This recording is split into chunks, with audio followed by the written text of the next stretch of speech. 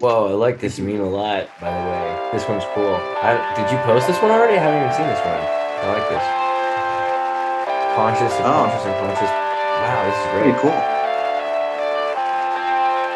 Love can fool you, hate can make you blind. Affections cloud your judgments. If you make decisions when you're happy or sad, you can never be right. Listen now to my advice, the recipe for better life. Don't follow your heart, it might only let you down. Follow only reason, emotions lead to treason. Only one thing will never let you down. To believe in yourself, believe in the reasons that you have laid out in the argument that will last forever. There we go. Man, how you been, by the way? So it's been crazy. I heard that you got kicked off the internet to an extent. Yeah. I got kicked off the internet. I showed up at, this is okay. I doubt certain people will ever listen to whatever it is that we're talking about here. They're local, and I'm gonna talk. I'm not gonna name any names and these people, but that's beside the point. I went to a friend's house the other day, and I wasn't expecting there to be like a party because like I've been to one technical party in like 2 years, and it was at a grow shop, and it was in the middle of the day. They set up speakers, and it's like the only time I really danced in public. I'm a dancer. I dance. That's one of the things that I do that I love to do. And so I showed up at a house totally on the up and up. Nothing shady about this, But I go up to the house. I'm like, there's like a ton of people there. I knock on the door, and I'm like, wasn't expecting that. I was just expecting the people that live there. It was like full on party. And I walked in, and I say hi, and somebody goes, "Hey, I saw that you're no longer on Facebook." And I was like, yeah, it was a 3 strikes you're out thing. My first strike was for a screenshot. And like, as I'm saying screenshot, 2 people, 2 old friends of mine that I hadn't seen in a really long time go, no. We're not going there.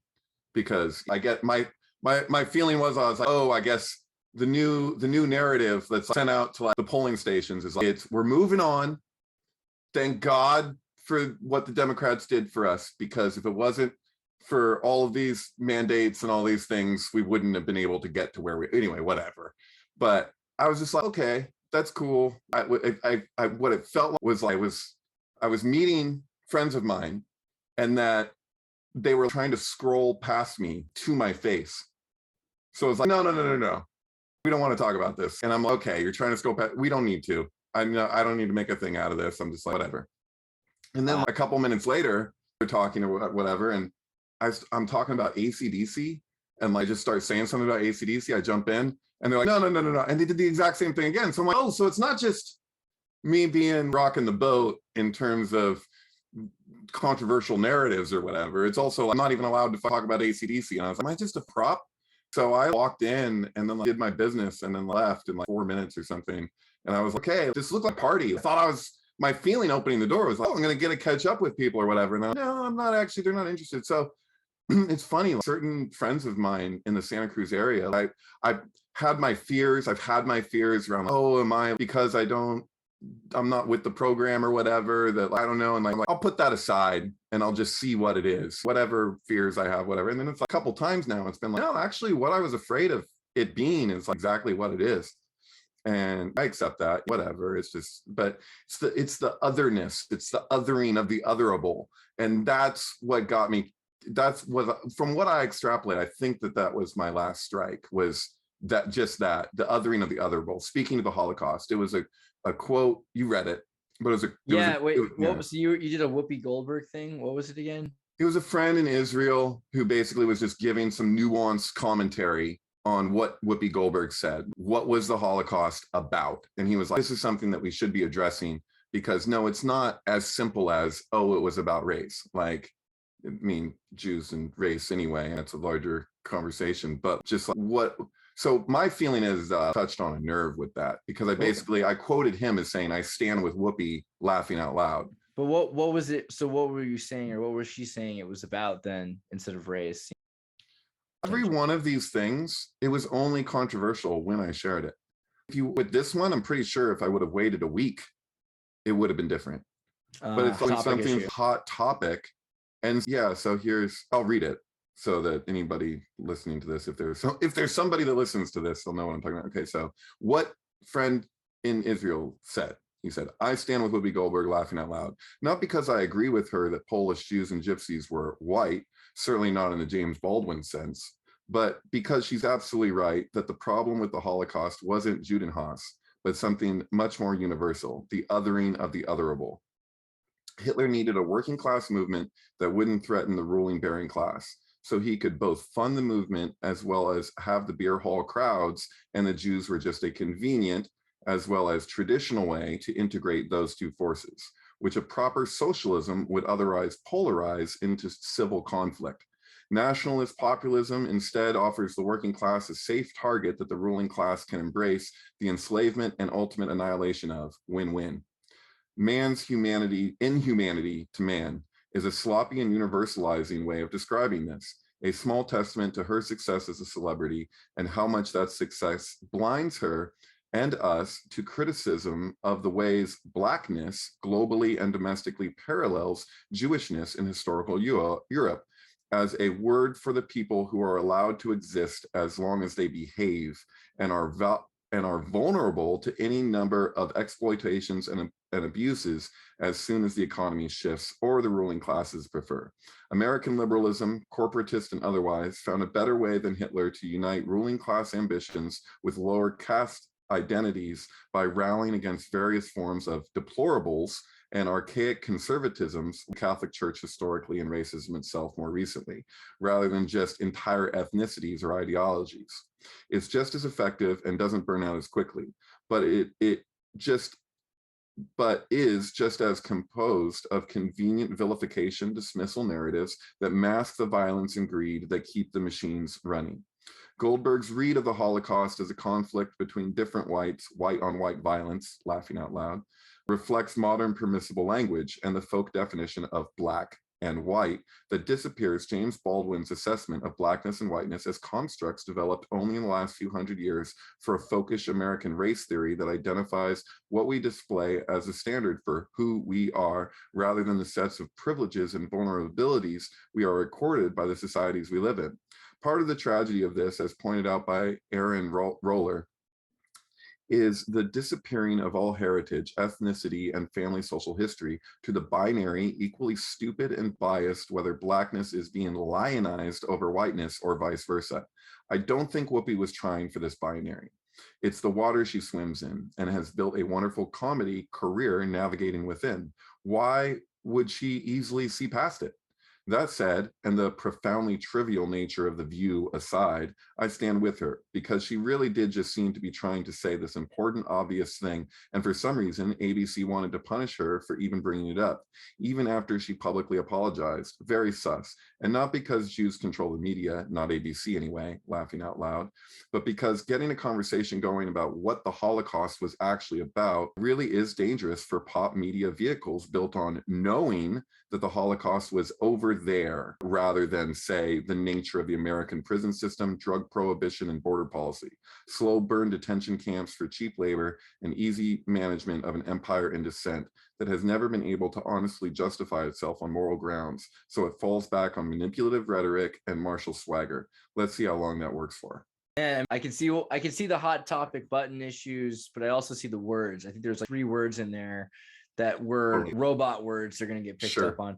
But it's actually, I don't know if I agree that it would have been less troublesome today. I think right now that is poignantly talking about Ukraine and the Azov battalion and how the left and the progressive movement and the entire West in general has had to, because of the biolabs and whatever else that we have to hide. The media campaign has pushed the entire West into saying this is something we have to get behind, even if ideologically we don't let half of these people, a quarter of these people, or whatever number are essentially self-identifying as these are probably the biker skinhead people who don't understand Maybe, who knows? Maybe they really do understand this stuff. No, But yeah. but they I know, I probably guess it gets so convoluted because you look at Zelensky's reaction of finding out that the Holocaust Memorial was destroyed, and you can see that there's identity there. He's, oh, really? You know.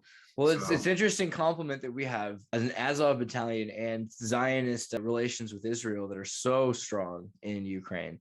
So it's this dynamic that shouldn't make sense to people, but in that address, I think you really sum it up, that there is a connection between this idea of nationalism and ideologically the Buber idea of the Buberian idea of I and thou. Unanimity -1. I wouldn't even have said it all that way myself. I resonated with what he said, but it's not how I would choose to word it. But I was sharing somebody's thoughts that I respect.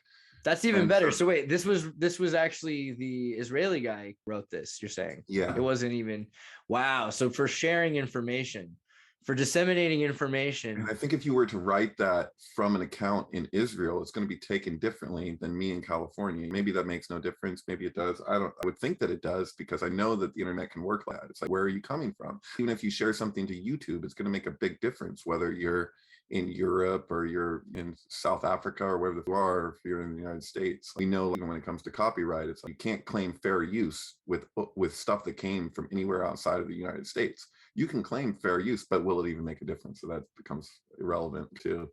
But speaking of which, did you saw Russia has eased all of the fair use laws to essentially legalize piracy or decriminalize piracy, because the West has put all these sanctions. So they said they're not going to release their movies and video games over there. Right. So now Pirate Bay and everything is completely acceptable, and everyone is able to get whatever they want. You realize, speaking of, I think it was it Pirate Bay or was it Kick-Ass Torrents? It's probably both, but I have a connection to somebody who was one of the founders of, I believe, Kick-Ass Torrents, and they had that whole huge court case around it and everything. And my friend's view, and the reason why he dropped out of that whole thing, was because when they introduced advertising, he was like, this is going to be problematic, because if you're really going to state something on the grounds of the legality of things, as soon as you make any profit, and it's super understandable that they almost had to do something, because in order to keep what they were doing going, they had to have something coming back.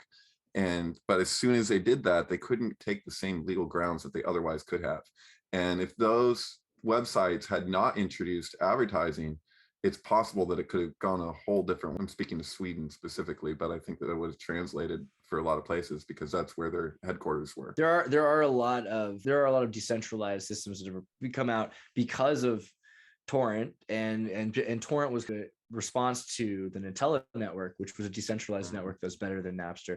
So there are still things like that. And it's interesting that people still have Google Drives, and Google is not being put into too much criminal lawsuits that I've ever heard of for hosting these crazy drives full of anything from illicit content to copywritten content that is digitally hacked. So it's interesting that we're allowing that from our major corporations anyway. I think that's maybe why Russia has decided just let it go. But also interesting is the McDonald's. I think they asked a guy walking out of a McDonald's in Moscow, they're closing it up. That's the last time you can go in there. I just use the bathroom. Yeah.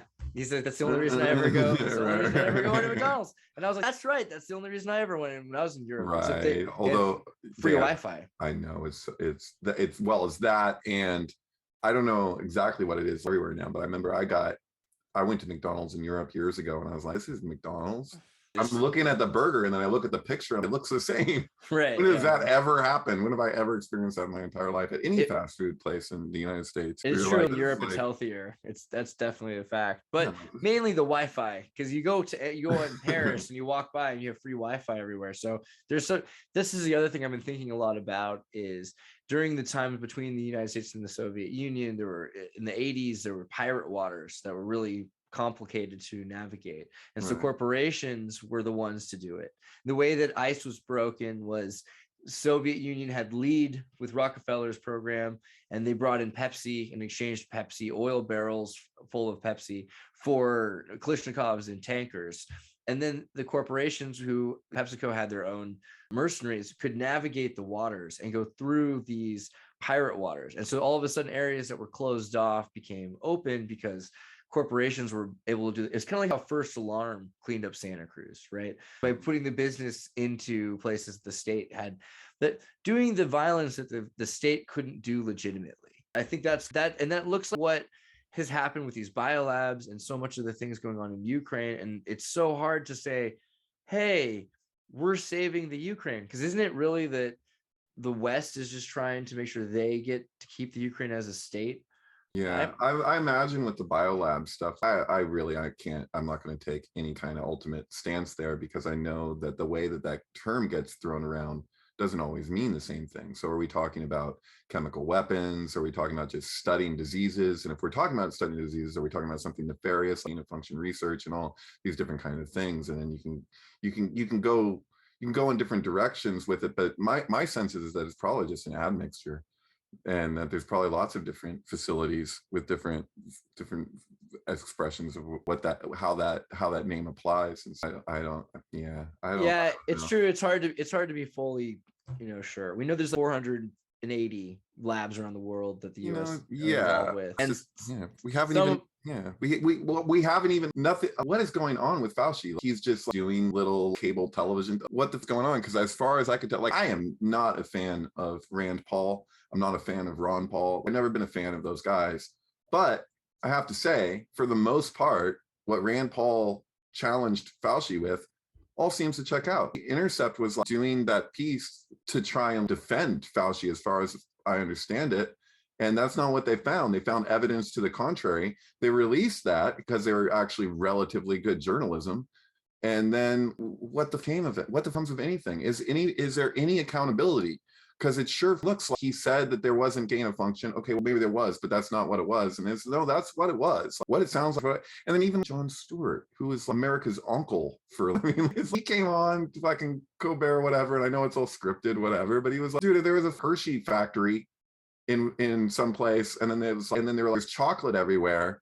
And it's like, no, it's not the Hershey factory. He's like, dude, it's coronavirus research with bats. It's all right there. And you're like, no, that's not related. So I know correlation doesn't automatically equal causation, right? It doesn't automatically, but there's the fallacy. So you can't say that because it's a fallacy that correlation doesn't automatically equal causation, that you get to pick and choose which correlations have meaning and which ones don't, just based on bias. You have to treat each thing individually, go into all the specifics. You can't just make these blanket kind of things. The same people that will say that everyone who died with COVID died of COVID or whatever, and that's a legitimate thing. That's okay. So correlation equals causation here where you want it, but then when it comes to vaccine injury, there's never a correspondence. It's unrelated. So you don't get to and choose that. It's an admixture. You got to deal with that. And I think that's another example of that, where it's maybe there's a connection, maybe there isn't, but you don't get to just take an ultimate position and just leave it at that in either direction. They have to be careful. So, Pennsylvania's lab had the smallpox they found a couple months ago, leading up to hint. This stuff is on the way. And if you start to think about how we ship things from around the DC area to these other labs, we can offshore more dangerous things. It makes sense. I mean, China and Russia went in with biosuits in order to try to figure out what's going on, because if it is bad, then you've got a real situation. And if it's not, then at least there were biosuits. China is really all about this because they were investigated in Wuhan. So they really feel that we should be pursuing internationally in the world court. We should be pursuing knowing what's going on with rogue states, the United States. If you type into YouTube fake news, you're just going to get Donald Trump talking about fake news. Before Donald Trump was president, you probably remember this. What came up if you typed in the words fake news into YouTube? More than anything else was Geraldo Rivera. Oh, yeah. And it was and during the Iraq War. And I remember it. When I was a kid, I remember watching Geraldo Rivera in a war zone, and their alarm goes off and he puts on this gas mask and he's like, oh, they're good in Iraq. And it was completely fake. It was a blue screen. He wasn't outside of the United States. He was in the US. He wasn't outside of a building. He wasn't outside of a building. He was in a studio. And it was that was what that kind of stuff used to come up when you typed in fake news. Now you can't even, I don't even know if you can find those videos. You probably could if you tried, but you can. I know if you go TikTok, the TikTok Truth Fairy has just hundreds of videos for kids to see who are like TikTok's millennials and younger kids, Gen Z kids. So all these new kids that have never seen that stuff, and there's hundreds of examples, probably thousands of examples, because most of that news, it's cheaper to blue screen than it is to send a guy on a plane to stand there for a 2-minute segment. Come on, guys. What do you want? You know what's crazy now is if you watch like Wag the Dog or something, it's like everyone's got cell phones, so like, you can see people you're looking at showing on. That wasn't a variable that existed in Wag the Dog. So something's totally, it's just a fake war or something to some degree, what's what, because people can just film themselves. They don't need the media to be that platform. But if you film something and you want to share things with people overseas, it's just like any communication with the people, I think is really important, because it's like all you're relying on is state media of any state. You're not going to be getting as direct of that technical advisor for CNN with, I don't know how you say it, Project Veritas. How do you say it? Veritas, excuse me. Because what is that? Truth or something? What is that? Yeah, verification, verity. Oh, thank you. Yeah, it's that technical advisor. He's matter of fact about it. He's like, if you want real news, you've got to have better shot at it with the podcasts than you are with the regular media, because everybody has their own agenda. I mean, I looked at it, I just saw, like, it's probably an older article, but it's like CNN slamming OAN.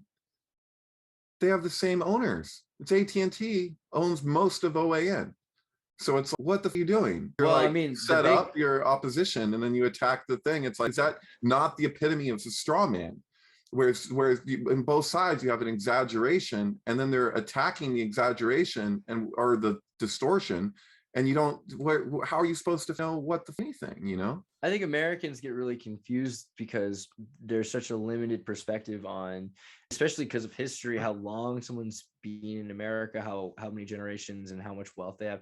The idea of being a conservative in America is very oppositional to being a conservative internationally. If you're a billionaire family from Ukraine or from Germany or from Italy or something like that, and your family has been around for lineage, and that's what conservative means. So it's interesting that Americans who have in one generation accumulated a certain amount, like $50,000, and they want to hold on to it, they're considering themselves conservative because they're trying to conserve onto their wealth. That's not really what that term means. So many of the Americans who've gone out and said, we're going to unite with the worldwide conservatives, because there is a progressive movement around the world, and Soros saying that the Soviet Union will be replaced by the Soros Foundation, and but optimistically, because he's saying we're going to say that. Is that yeah, it's a quote, because he's saying we're optimistically going to replace borders and these rules with new rules and new orders, and also I think his son, what was the new book that just came out with,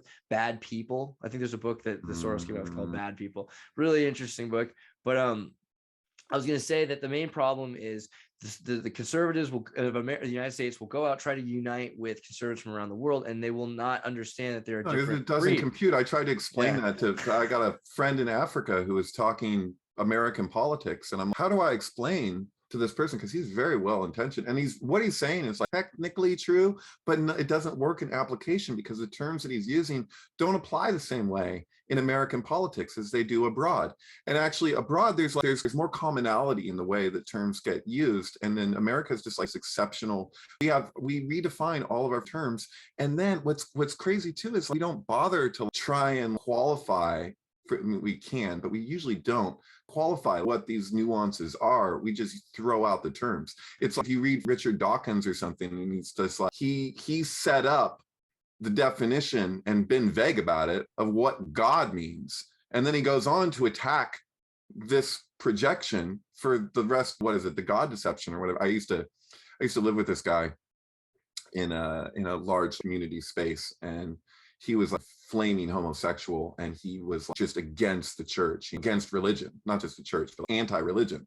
And so if I try to discuss religion with him, it's just completely futile. And he would always talk about how great Richard Dawkins was. And I was like, realize at certain points, like, I can't continue to have intelligent conversations with this guy if I don't read Richard Dawkins and know what his arguments are, because what I'm getting is this guy's interpretation of Richard Dawkins. The Steelman. He's like a guru to this person. And so I was like, all right, I'll look at the God deception. And what I got from the God deception was, I was like, look, what he did. He did it's like religious, what is that? Religious? That yeah, like Anton LaVey kind of. Yeah. Dude, you're the one who set up what it is that you're fighting.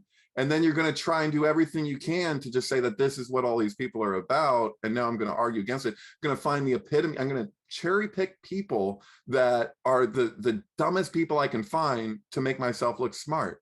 It's like the Daily Show going at the convoy or whatever. And it's like, how many people did they interview in order to find the dumbest people so that they can feel superior or whatever? And to get into all of that, I'm just like, dude, I'm full support of like what was happening with the truckers in Canada, obviously, because I'm just like, dude, mandate that. But there's freedom of choice, whatever. There's a perfect example though, because then you have this North American middle class concept of, I want to conserve a little bit of wealth, versus this internationalist conservatives, neoconservatives, or no, paleoconservatives. They're saying we want liberal economic policies, because in order to be conservative and to continue to make money, we need liberal economic policies that open up. And so it's a completely, they're working for two different ends, and they think that they're united. And that's where also you see people that are scamming.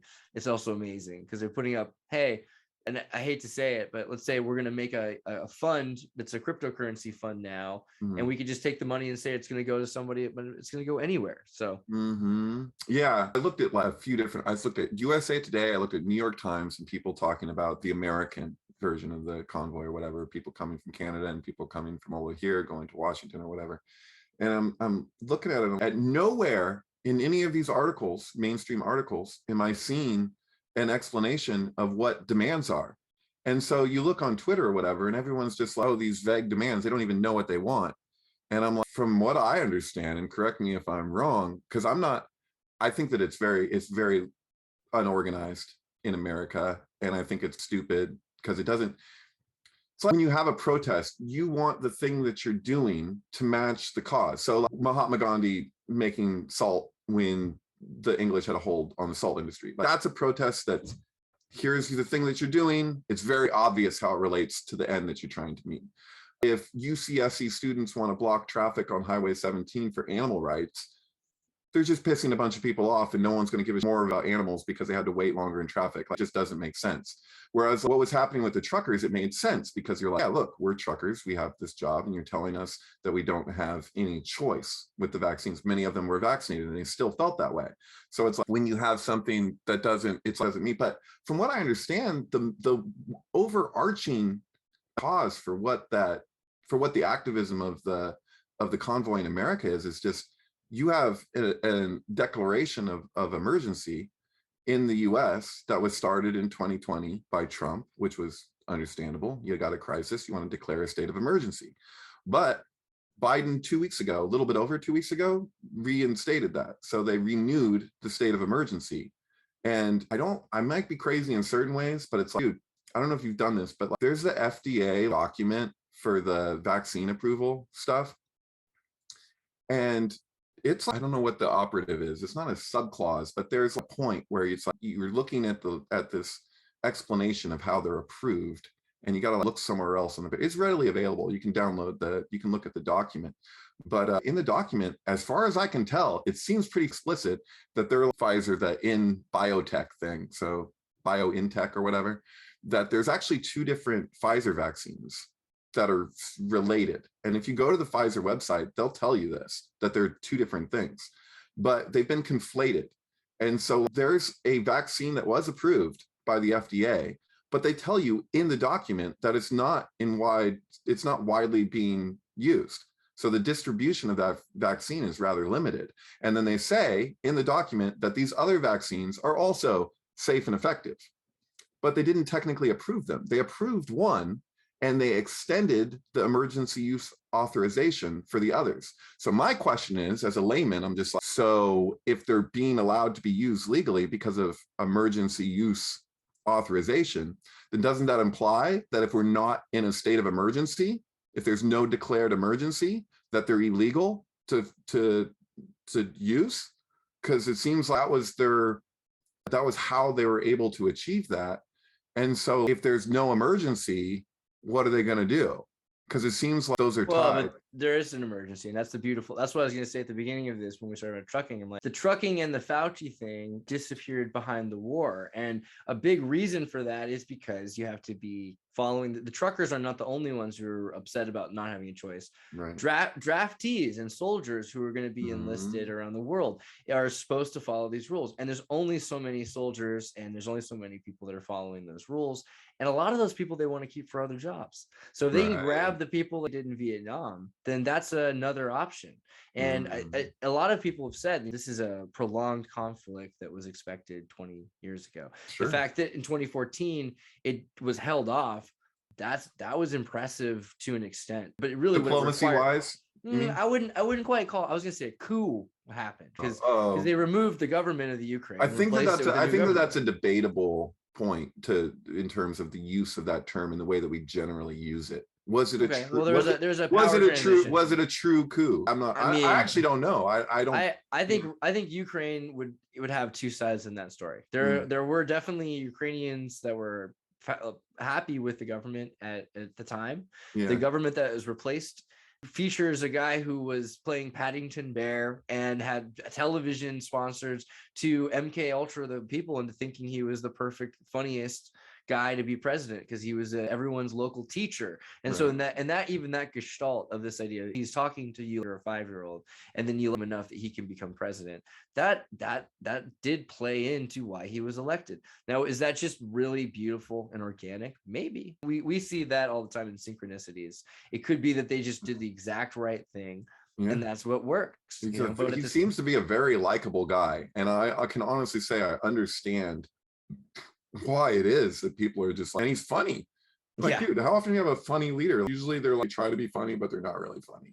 Nixon tried to be funny. The ways in which Nixon was funny weren't the ways he was trying for. You know what I mean? But Nixon also was a Navy loyalist designed to go down with the ship after an insurgency. And he was probably the closest thing to, as much as I dislike Nixon, he was probably the closest thing to a regular American until Trump. Not that either are regular Americans. I'm just saying, in relatively speaking. To be fair, he was a rich Californian, multi-generational New Englishman who was from California, lived on a boat, on a military boat most of his life. And it's amazing watching footage of him trying to talk to college kids in 1969 to 1972 because he's like, so what do you guys think about those sports teams? He has no idea how to connect with kids in 1969.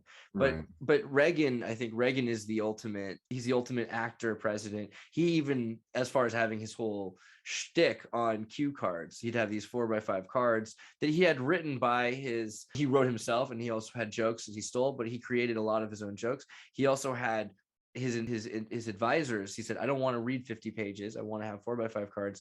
Your job is to read 50 pages. See this? Yeah. So like Nancy Reagan was apparently with the blowjob queen of Hollywood. Oh yeah. This was like a trending topic a few months ago or a couple months ago or something. And I was like, oh, there's all this talk around how Nancy Reagan gave the best blowjobs or whatever. And like, I see something like that and I'm like, awesome, whatever. I don't know. I'm sure people, whatever, but I'm like, she was into it and she was getting places or whatever. And she's still into it. Okay. It's like, who started the rumor that, I'm jumping all over the place, but who started the rumor that Michelle Obama was a man? That's taken to be this really, really inappropriate. What the? But it was Obama. Obama on 3 occasions. It's a matter of fact. He referred to Michelle as Michael. And on one of those occasions, he said, my husband, Michael. That's what got people questioning it beyond the fact that she has certain manly features. And so as an artist, you can look at somebody, their head and how it relates to their body, and you're like, you see your shoulders or whatever. And you're like, but I don't blame people for that, especially when it's like, where did that notion come from? It came from Obama himself. So it's like, and that's taken to be like epitome of like, that's a very, I guess, a Republican take on, oh, they think she, but where I'm going with this and why it's relatable to Nancy Reagan thing is like, when I hear that, and I'm like, that could be true. That just to entertain, like, is Michelle Obama a man? I'm dude, if they pulled that off in all these, the debates on gay marriage and all this stuff, if they had a dude in the White House and they pulled that off, bravo. I'm sorry, but I'm just like standing ovation. Jesus Christ, that's awesome. Because I that kind of subversive. It's like that reminds me of like another version of Paul is Dead or something, but with maybe even further reaching implications. Is that the thing? We totally got to do. And I'm like, most people would be like, oh, that's so terrible to say. Or people are, oh, that's. I'm like, dude, that's rad. There's one right now that is coming up, and this is totally mainstream acceptable to talk about, I believe. Although I think in general, it's still upsetting people for some reason. Anyway, the Netflix has a special on, I forget what it's called, but it talks about Queen Charlotte. Queen Charlotte comes up, and it has to do with the period around George III, who is the German grandson king. He can barely speak English. I think he mainly spoke German, and he was in charge of England, but he lost America. He lost the colonies. And so a lot of the people didn't realize this until later, but a lot of the propaganda that was used to try to get slaves and free African Americans to fight for the royal side, for the British side, featured pictures of the Queen Charlotte, as a Black woman. Right. And then they started showing, okay, there's like 2 pictures of her as a white woman.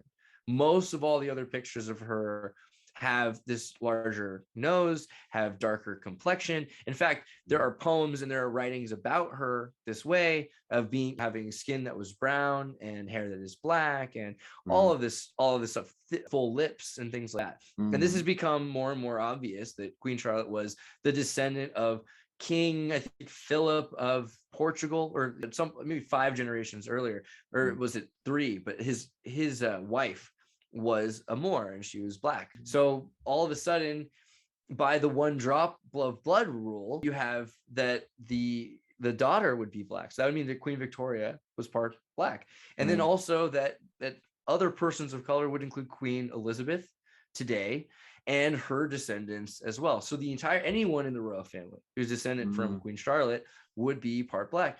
And there's a nod to this with the Meghan Markle wedding took place on Queen Charlotte's birthday, given the same title as her son had. So they're continuing the royal line. I forget which house it is, but they're giving the same title as Queen Charlotte's house.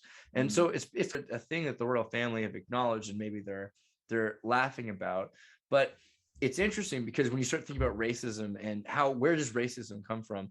And I started looking into Shakespeare recently, and you start hearing a lot about the Spanish Moorish War and how the British were really afraid of the Spanish, and the Spanish were controlled by the Muslims. And then a lot of the leaders were Black. And so they associated the conquest with Black people.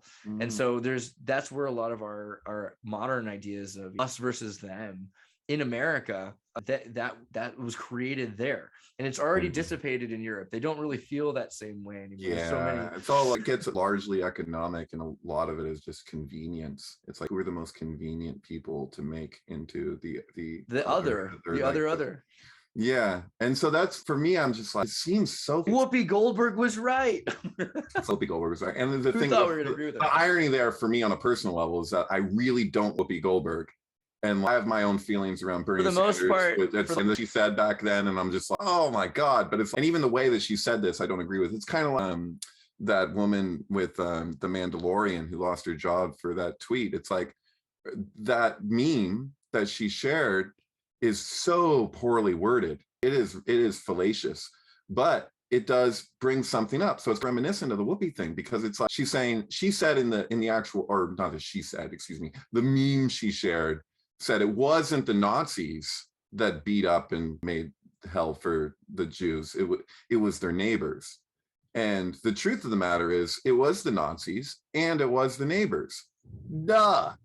This seems so obvious, but it's like, because it was stated in the way that it was stated, and didn't acknowledge the book thief. Gina Carano had probably not seen The Book Thief or something, and Mm. that movie was designed to really get people in line with the next message. I don't know. I love some of the stuff she's doing. I appreciate Shapiro and his whole team.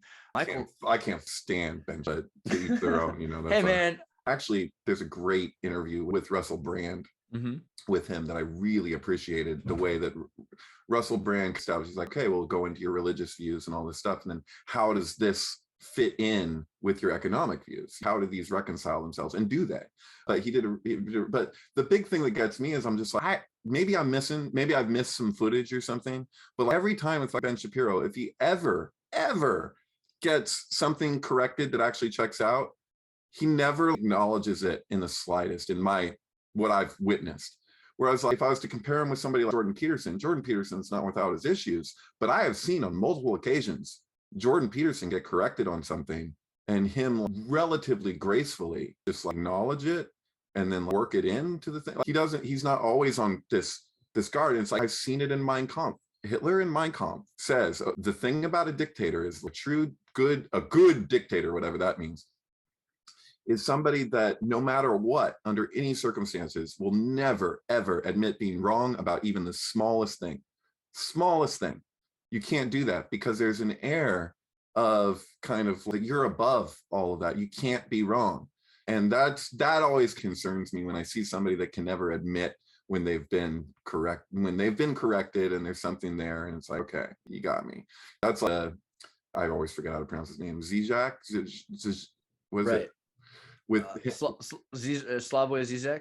Yeah, thank you. Him and Jordan Peterson, that's one of the greatest debates I've ever seen in my life. He's up there.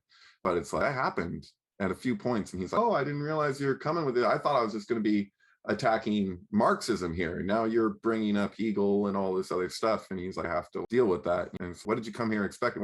This is the thing, journalists will often have their story before they start investigating. They know what it is, and then they try and get everything to like back up this pre-conclusion that they have. It was like 9/11 investigations. It was like, we're not even interested in stacking up the data and then extrapolating what it all means. We're going to tell you what it was and then try and back that up. See, that's one of the nice things about this war, right? I think this is probably the first war of the cappuccino economy that really has shown the lack of monopoly of dominance of the East and the West, the way it had been World I and World II. Because before, the narrative was controlled by the East or the West. You had two narratives, and it was easy then. Before we said fake news, we said propaganda, because that was the European name for news. So you knew that if it was the European name for news, it was bad. And then we have Edward Bernays to thank for giving it another name, because propaganda got such a bad rap, and there we have public relations. That's in his own words. So right.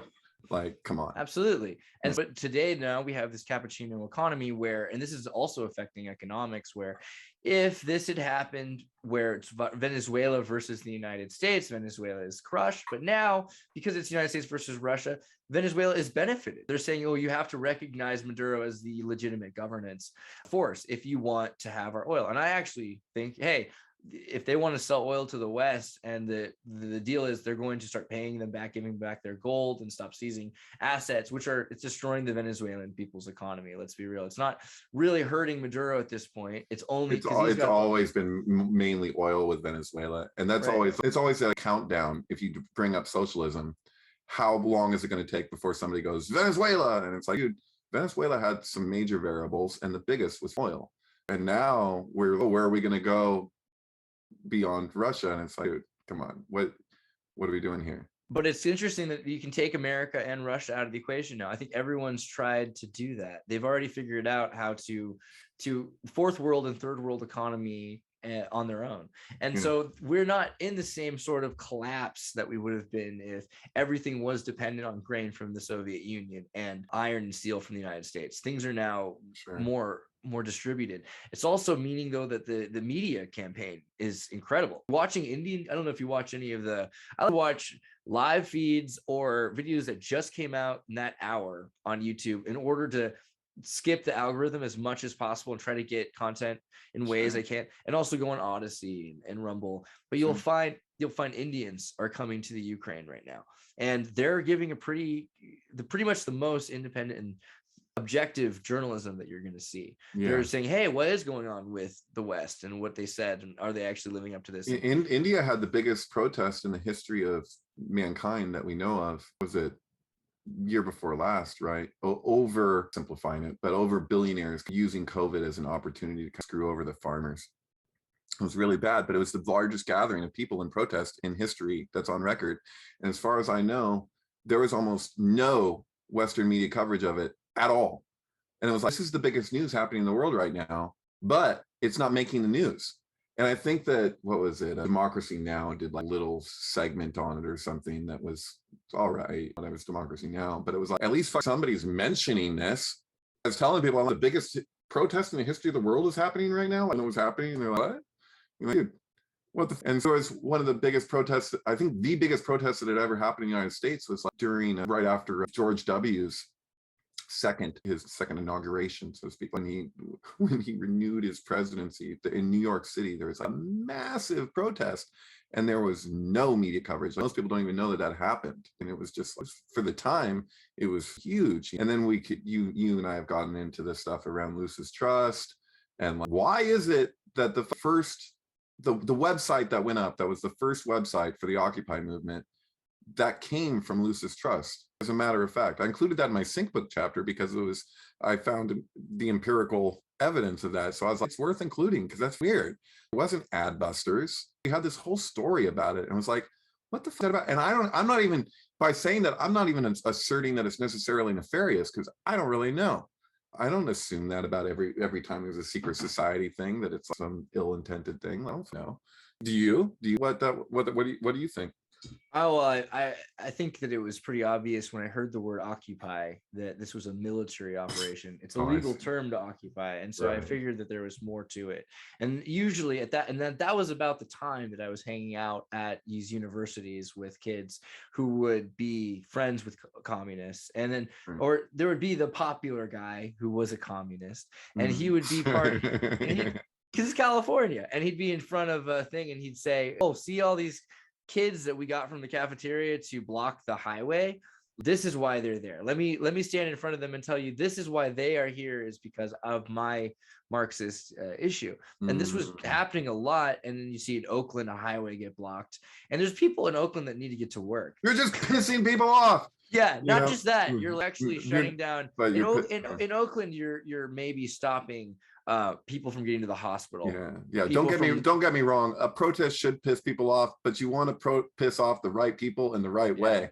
Yeah, if a nurse can't get to her job to save a kid who got shot because of some rich kid in college making a protest, I stopped to lose interest. In Santa Cruz, I used to say protest on the weekends, right? If you're a college kid and you really want to impress me, don't just take days off class, protest on the weekends. Now that sounds beyond conservative and Bill Buckley to there's something so retro about like a group of people getting together to hold signs and protest. I mean, like, if we didn't, it's cool. I still the idea to an extent. I don't think it's exactly what people think it is, but I will respect, for instance, holding hands around the Pentagon was a media optics publicity genius move that Abby Hoffman created, something that turned a protest into a weaponized protest. Abby Hoffman was a genuine variable. And when we talk, if that was PR, that was the kind of PR that we want. But there's also some dark sides to Abby. Think about Illinois, right? Like he literally sent in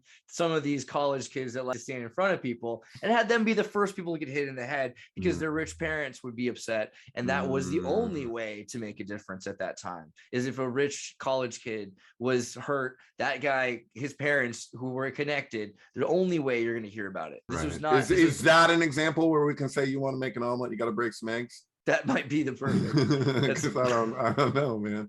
There's a lot of times where that kind of rationalization or whatever, I have a serious knee jerk to, where it's because what it sounds like me is like for the greater good.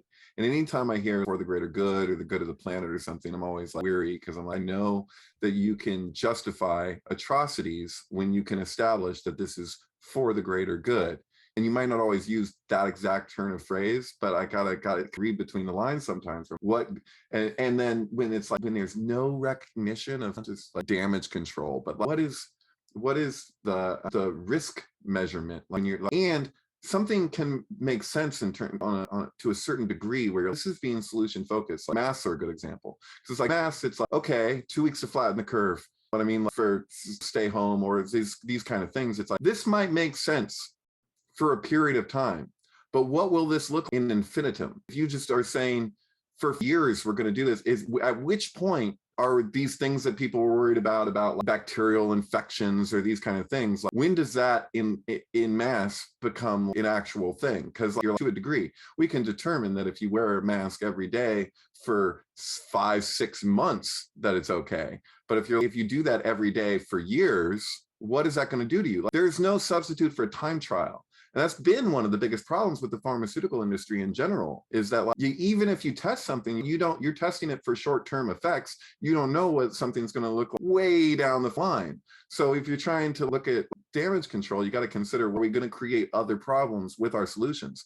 Not only that, just energetically in the public, do you want new things all the time that are going to divide people further? Because people are already so polarized and so divided.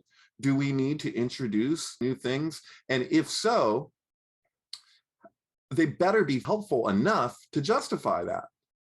If they're only so helpful, getting into masks, I could go off because it's like it was until relatively recently that every RCT ever done on face masks showed no efficacy for their use against viruses. And they use that with influenza. And so if you looked at all the pooled data, there was no actual efficacy found, which is what you saw when Fauci was first asked about it on CNN. He said that outright, that not that there was no efficacy, but he saw no reason why people should be wearing masks. Why did he say that? Because that was the data. And then it was after that, when he changed his tone, it never went back. And this was just the new thing. But there was an RCT that was done relatively recently that determined that not cloth masks, but if you were to wear an N95 mask and you did it, basically lived your life like you worked in a hospital, that it would offer some degree of help, that it can help a little, So it's just like, okay, how does this translate? Because it's like something can be true theoretically and hold, but in its actual application is something else. How many people wash their hands? But everyone's fiddle with the thing. You got other issues. So it's, it's just. Yeah, I'm pretty sure wearing a mask, like you run into a gas station and taking it off again, throwing it on your car, on somewhere your passenger's butt spin, and then picking it back up over the week and putting it, that's not necessarily going to give you a disease, but it's probably not necessarily healthy either. Yeah, this is always the thing, is that it's a straw man, because the way people treat it, they're like, oh, so poor you have to go into to wear it into a store. If somebody says it like that, then they're probably not working a job where they've had to wear a mask every day, all day for the past 2 years. Right, generally speaking, it's pretty annoying. It's pretty annoying that people are telling you to wear a star now and that it's completely acceptable, because the thing is, they don't realize it's working class versus people that can sit home and watch fake news and get all of that entertainment value from the war. They're like, oh wow, the war on the virus, we're fighting the virus. How bad's the virus? How bad is she? She's so bad that you gotta blah blah. This is literally how people think, and this is how you keep them engaged. Tune in next hour, because we're going to have more information that nobody else has. We have a monopoly on truth. Come back after this commercial for this new company. And then after that, these guys, while that's happening, you have to tell a completely different narrative to the guy working. You have to say, oh, it's not that bad. Double mask it. If you double mask it, you can keep working. And there are an entirely different caste system of people with completely different news. It's no longer propaganda and fake news in two different cultures. Well, it is, but it's in one state. Right. Yeah. Yeah, totally. That's the thing. And so I think what I wanted to get into was just the phenomenon of the scapegoat, and the way that it was like for the longest time. Like, anybody listening to this, I'll probably piss people off. I probably already have, but I hated Donald Trump before he ever ran for president. My parents watched The Apprentice, and every time I was like, why do you watch this? It's just, you get off on watching somebody like, you're fired. Like, just, you piss me off. But the thing is that I also recognize that this deep-seated need in people to have a scapegoat and to be able to point your finger and go, you, it's just like straight out of 1984 in the first place. So it's like, where does that go when you take away the what was providing? Like, people, it provided something for people. They want it. It's sports or something. It's like you want to get worked up and shout about something, and it's an outlet. It's a venting outlet. And so if you take that away from people, and you're like, okay, well, now what is it? Now it's anti-vaxxers.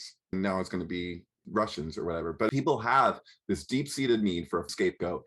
Traditionally, a scapegoat's guilty. traditionally, you go back far enough, that's the point of the early Golden Bough stuff, is it's like, yeah, we would get together and we would kill the ruler we'd kill the tyrant, so to speak. But we kept it in check to a degree because we know that people have this tendency.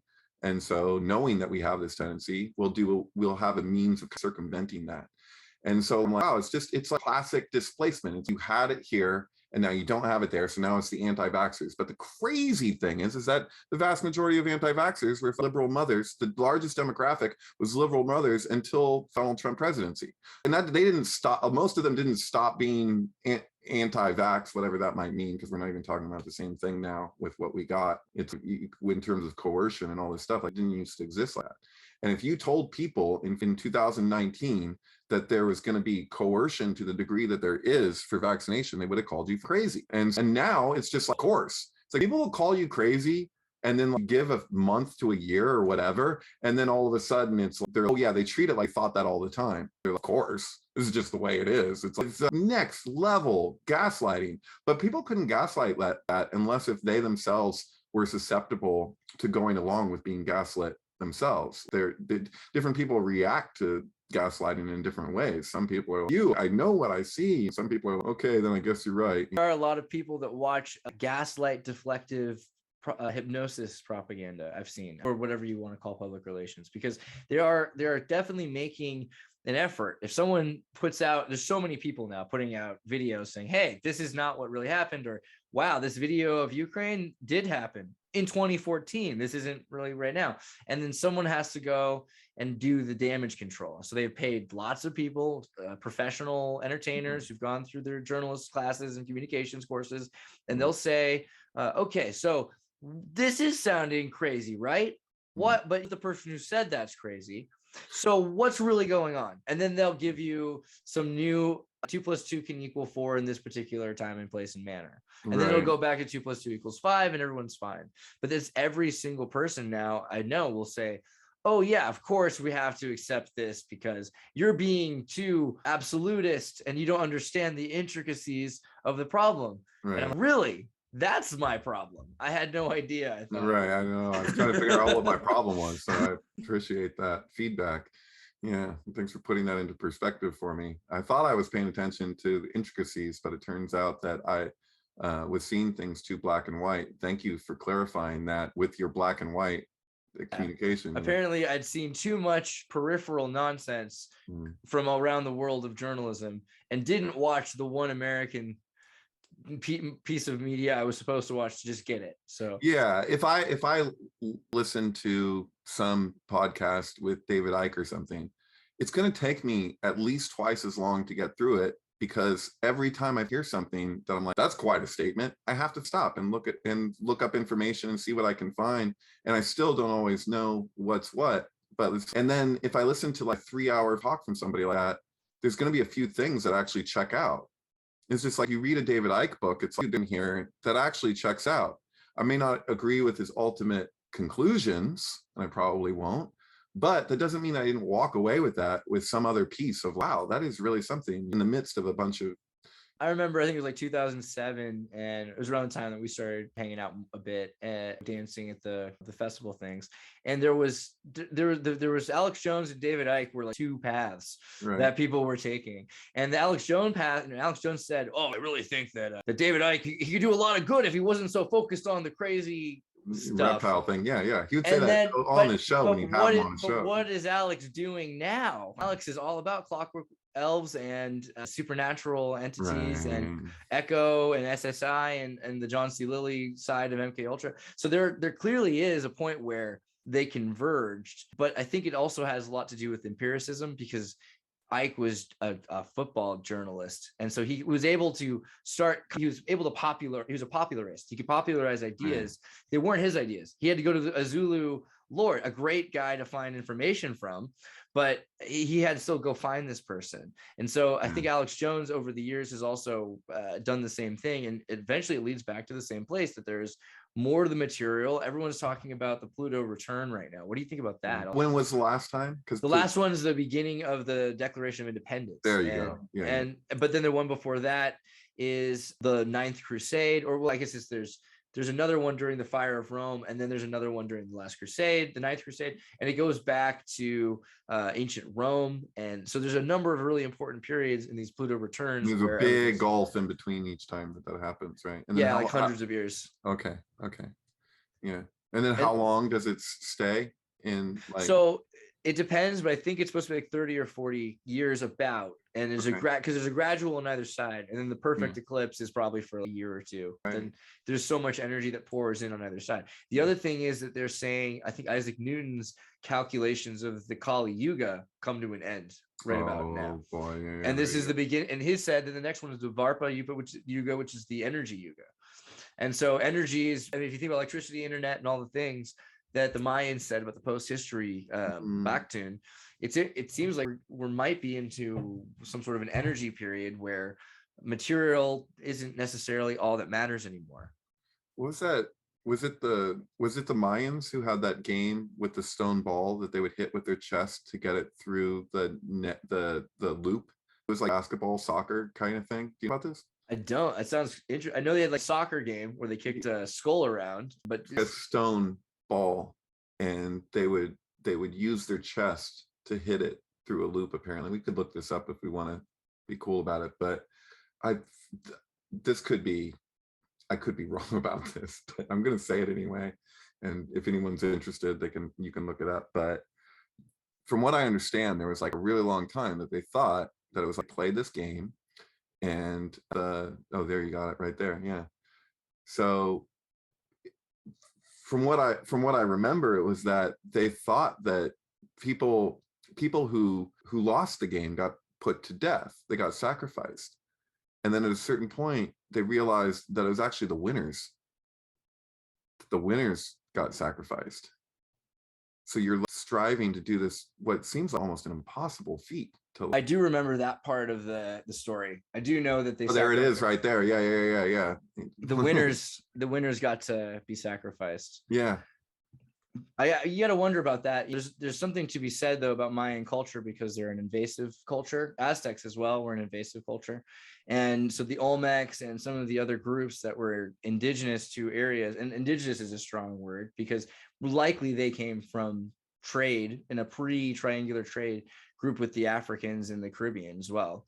So there is, you could say though that the Mayans had conquered people, and the people that they conquered were often competing and sending people that were probably to be sacrificed as well. Now, we don't know exactly. A lot of these people were probably really excited to be sacrificed in the prime of their life. But we have so many of these stories that are, I mean, Zizek, though, he also makes the point, should we be too altruistic about other cultures? Should we pretend that they're all perfect and that they're above us in every way, that they would never hurt each other ever, and that we brought sin to the Garden of Eden? Yeah, that's a very colonial kind of. We have both, because there's one side of it which believes that they were sin and that we brought them healing, but then you get the other way around, which to think that they're the other that's better. One way or another, it's still this unanimity minus one, I and thou, and saying that these people are different, and maybe they're so much better than us or so much worse than us, instead of just saying, hey, they're just people. And there probably were people died in sports today, so right. Yeah, fair point. So I'm curious, I know we haven't talked in a while, but did we discuss the thing that was blowing my mind about Oz and On? About Oz and On, or just in terms Oz and On, the Hebrew word On? No, I don't think so. I think it might be Ayin Vav Nun final. But if you look up Jabalon, Wikipedia page for it, you'll see it's crazy that there's a Wikipedia page for Jabalon. When I first heard about that, it was from a guy whose father was up in the CIA, who had told him that George Sr. was involved in the Kennedy assassination, and that his ability to keep a secret got him to be the head of the CIA. But the same guy who told me that, this is years ago, before the internet became what it is. And he told me that his father was a 33rd degree Freemason, and he told him about Jabalon. And so if you go down and you scroll down a little bit and see if you can find okay, so here, see how it says Yaz, and so Jabalon is the Jaws, Jehovah, right? So you're saying Yud Hey, and then you have Baal. We all know don't sacrifice your children to, or they say Malak or Baal, and then on, and then it'll tell you here strength, right? Pronouncing three aspects or qualities of deity, Almighty, blah blah. If you look this up in a Hebrew dictionary, on, it's idolatry, and it's associated with like lust, lust of result. And so, oh, you can do this here, yeah. If you put in whatever that is, was it Ayin Vav Nun? I think. Oh yeah, go back and do it right. You might have to. You might have to do it that way. I don't see. Where is it? Oh, there it is, right there. Okay. Yeah. None. I've never actually used a Hebrew dictionary online. It's interesting watching because I have my books. So there you go. On pillar abode of the sun, much trouble. So here's the thing, though. Why does it say abode of the sun? It's because of Heliopolis. Right. Yeah, I so saw that. On is the Hebrew for Heliopolis, which is a Greek term. And so I was nonprofit foundation I'm building right now, Open Network Foundation. You know what it's called? On. Really? Yeah. Wow. So I was tripping out on this because so strength. So Oz is strength, On is strength, but they're two completely different types of strength. Yeah. On is related with idolatry and has its roots in like the Egyptian city and whatever. So, and the obelisk, the pillar. Sure. That's that. Totally. This as Heliopolis in the sun, it relates to, I want to say Ra, but it's one of the eyes of Ra. What is it? Horus? Is it Horus? I don't know. Let's see. I was thinking Heliopolis relates a lot to the sun god, and Lorca is based on. We're feeling around the dark here, but so this is a thing. So you're like, this is the free Masonic handshake. Not there's many free Masonic handshakes, but the lion's paw specifically, where you have the three fingers are all my heart, all my mind, and all my strength. It's the three characters from the Wizard of Oz. And so the strength, what is the strength? So when you're talking about the second order of the Sephiroth, sustaining order of the empire, as opposed to the emanated flow, the Shefa, what is that? And so here's my trip, man. I think that this is me on a leap, but I think that this relates directly to the Saudi star issue. And that basically all the letters in the book are right, but Saudi is not the star. That's, to me, that's the big con, because it's a good connection to that is Ra. Ra is it means good, and in one language in Egyptian, but in Hebrew it means evil. Evil. Right? Yeah, totally. And but so I ran this by Baruch, and what he told me is that it's interesting you should say anything about Heliopolis in regards to the Jews, because he was saying that there's among rabbis, there's been a discussion on basically a synagogue within Egypt that is completely in line with Egyptian mysticism. So they're with the Egyptians. So when you read in the Old Testament about the golden calf and things like that, it's like, where did they get that? They were already practicing.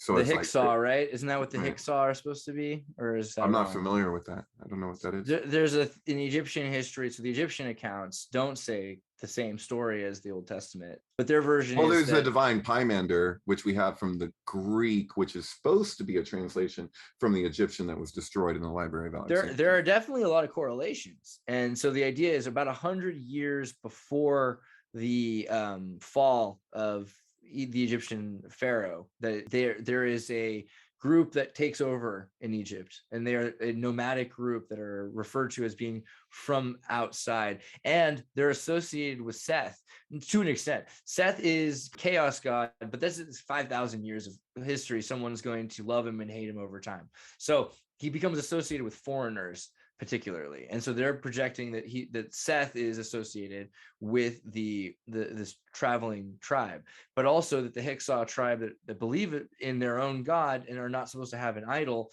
end up liking the chaos symbol. And also it's an Egyptian thing with it. Each one's supposed to be anthropomorphic. What is Seth? Seth's not quite a donkey, but he's closer, but he's not, we're not sure what animal he is. It can change, and it could be an extinct animal. There's a lot to wonder about that. So the idea is that the Hyksos came, they took over, they had power, they had slaves of their own, and then they were kicked out of Egypt. And then after they were kicked out, there's these stories that emerge of people that said that they were slaves and that they had been kicked out or had escaped, really is what, not kicked out, but had escaped. They didn't want him to leave. And so there's two dynamic stories there historically. The historicity is really hard to be sure of either way, because it's 6 days walk, I think, instead of 40 years if you use your Google Maps to get across the desert.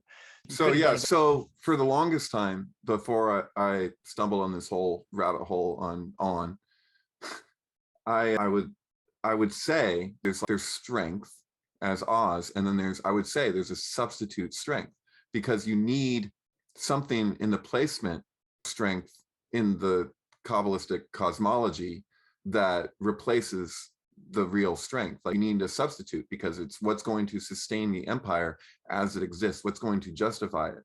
And so I was already on this trip for the longest time, and then I'm like, I think that this is it. As far as the Golden Dawn, the OTO, and what the esoteric side is of the Saudi Star issue, is that it's this, we don't want this strength, Oz, because the strength of Oz is literally the strength of nature. And they're all about conquering nature. And their definition of magic is moving nature in accordance with the will. And so it's kind of like we're above that. And so looking at On, it just, it makes a lot of sense. So the gematria of On is actually 707, 707. The gematria of Oz is 77. Just like in Greek, the gematria of Pan is 77, and Oz in Hebrew also means she-goat. And so that gets interesting. But does it come up just like that if you put it in? Yeah, you can just work it out. You just look at what ayin is, what, 90, Vav is what, 6, and Nun is 50, I believe. Well, anyway, I know it's a fact that On ayin Vav Nun is 707. I can work it out, but I have already, so that's what it is. And so that's interesting, because that's the pathway of Tet, right? So when you're looking at Chesed and Gevurah, the connector between the two. So in Crowley's deck, he's renamed Strength Lust, and he has the image of the beast with the scarlet woman with the cup with the blood of the saints and all the ram's horns above it or whatever. And the idea is that here we have, as the scarlet woman, we're looking at Lilith and Samael. And so these are the replacement in the interim that is the fall. These are the replacement for whatever that real strength is. That it's the stone that the builders rejected, as Shekinah as Malkut at the base of the tree. We need something in her place when she's not together with Ze'er. And so what is that thing? And so as far as I can tell, Heliopolis, whatever they're relating to as strength, of this substitute strength, that's what's been put in place in order to keep the system functioning as such, with this hierarchy as we have. That they needed something else, because if they just related to that, it wouldn't work.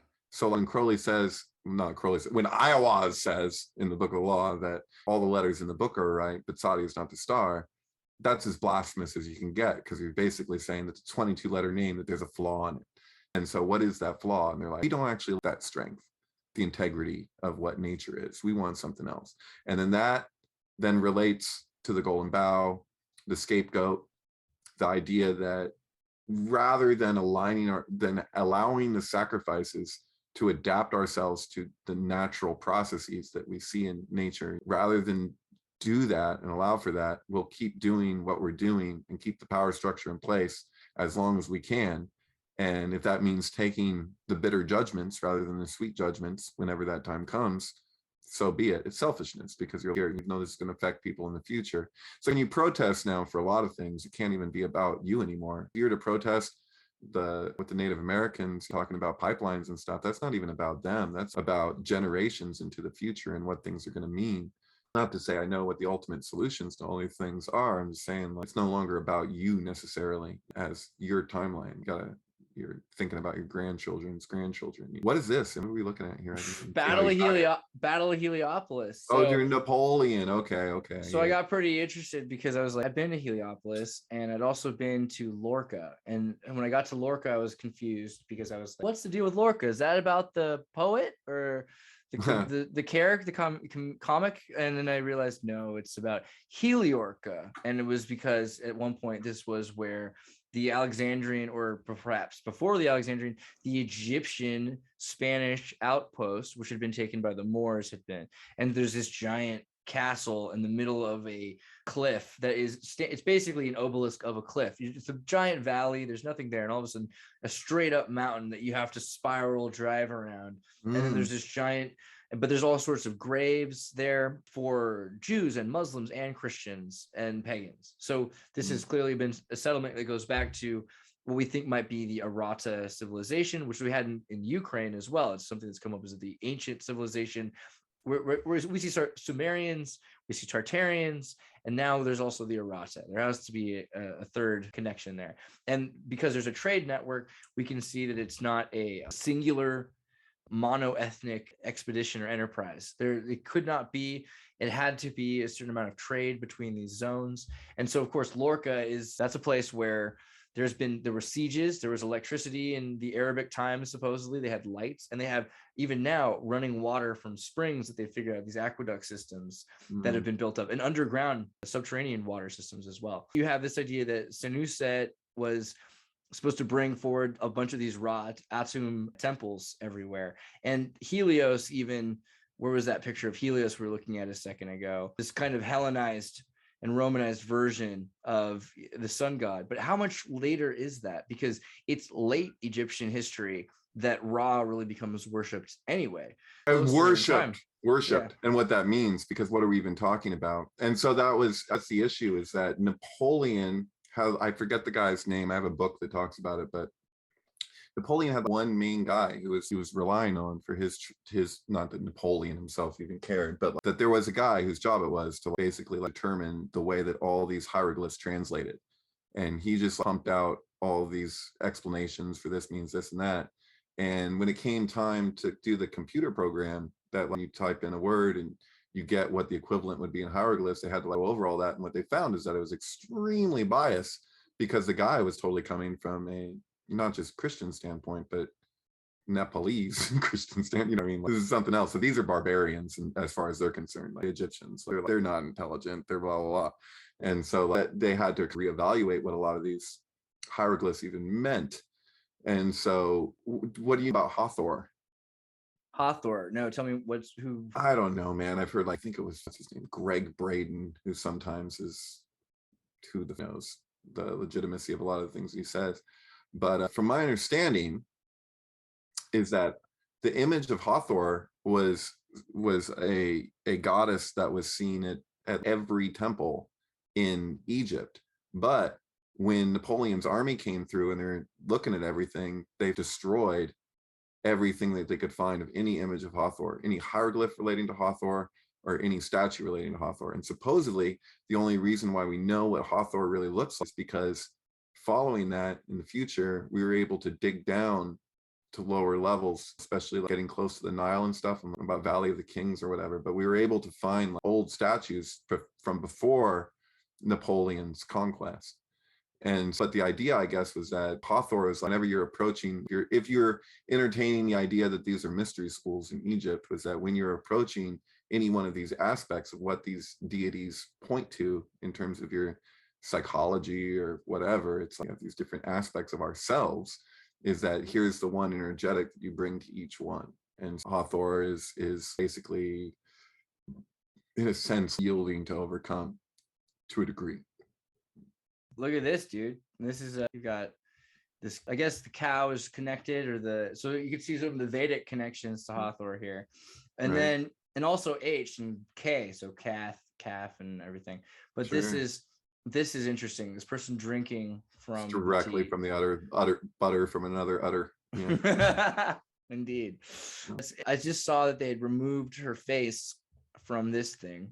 So that's interesting that they kept everyone else's except for the main characters. And like right here, it says Hathor's joyful, ecstatic side indicates her in the sexuality, beauty, and love part. It says her procreative power.